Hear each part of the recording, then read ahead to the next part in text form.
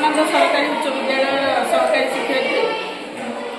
श्रीमती कुंजलता प्रधान षष्ठ सप्तम पिला शिक्षा करे माने आज माने गोटे महत्वपूर्ण कार्यक्रम आम रेडियो वसुधा माध्यम माने वसुधा माध्यम किसी माने इनफर्मेशन से पाइले प्री मैट्रिक स्कॉलरशिप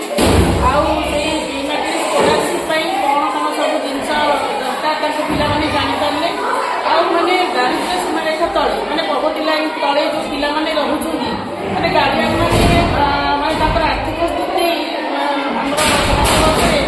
माने आर्थिक स्थिति दुर्बल माने मैट्रिक पर प्री मैट्रिक कहतु पोस्ट मैट्रिक कहतु मैंने माने आगू पढ़ार इच्छा थी इच्छा प्रकाश करना कारण से माने 10th पर्यटन सीना सरकार आमको बहुत माने सुविधा दौरान माने ड्रेस है बही है माने सुविधा दौरान कि आफ्टर मैट्रिक से जो पुंजी की माने विनियोग कर माने भविष्य में